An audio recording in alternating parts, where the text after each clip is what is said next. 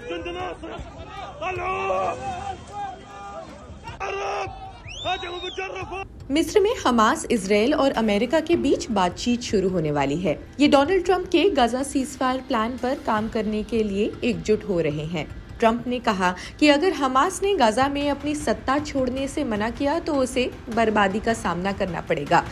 साथ ही उन्होंने इजरायल से कहा कि वो गाजा में बमबारी रोक दे। ट्रंप को उम्मीद है कि बातचीत 2-4 दिन में पूरी हो जाएगी और पहला चरण इस हफ्ते खत्म हो जाएगा। ट्रंप ने इजरायल से गाजा में बमबारी रोकने को कहा था, लेकिन इसके बावजूद वहां हमले जारी रहे, जिनमें दर्जनों लोग मारे गए। CNN से बातचीत करते हुए फिलिस्तीनियों ने बताया कि जमीन पर तबाही मची है, लेकिन वो थोड़ी उम्मीद लगाए हुए हैं कि शायद सीजफायर अब हो जाए।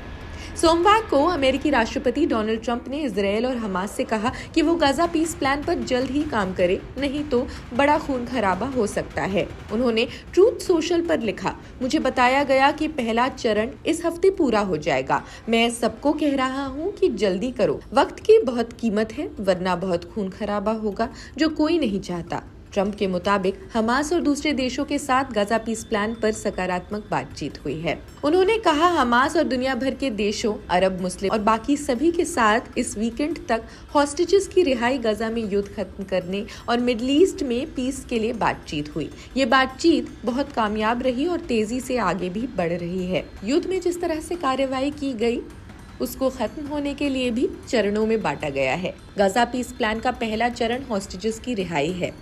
हमास और इजरायल का रुख इस पर क्या है? शुक्रवार रात को हमास ने ट्रंप के गाजा पीस प्लान के कुछ हिस्सों को मंजूर किया। इसमें युद्ध खत्म करना, इजरायल का गाजा से हटना, इजरायली हॉस्टेजेस और फिलिस्तीनी कैदियों की रिहाई, मदद और रिकवरी के काम और फिलिस्तीनियों को उनकी जमीन से बेदखल करने का विरोध, ये सभी शर्तें शामिल है। ये मंजूरी ट्रंप के अल्टीमेटम के बाद आई, जिसमें उन्होंने हमास को कहा था कि या तो पीस प्लान मान लो वरना नरक टूट पड़ेगा। ट्रंप ने हमास को चेतावनी दी कि वो जल्द ही इजरायल के साथ पीस डील कर ले, नहीं तो गाजा में और तबाही होगी।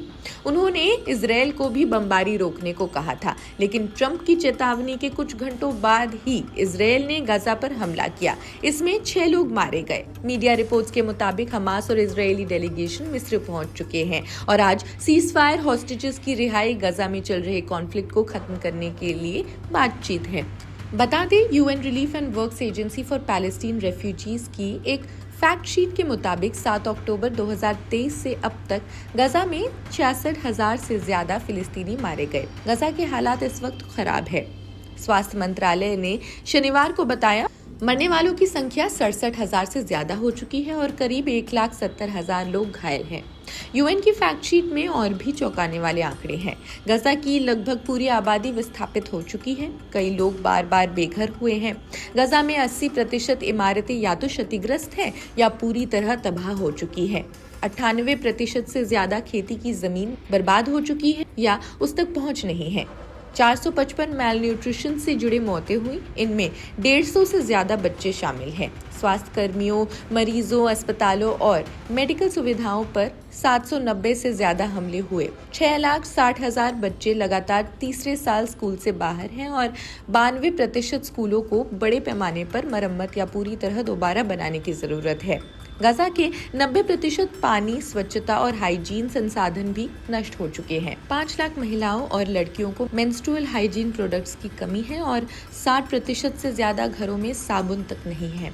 इजरायली सरकार का कहना है कि वो गाजा में युद्ध सेल्फ डिफेंस में और अंतर्राष्ट्रीय कानून के मुताबिक लड़ रही है। उसने जेनोसाइड, गाजा में मदद रोकने और बच्चों में मैलन्यूट्रिशन से सभी आरोपों को सिरे से खारिज किया है।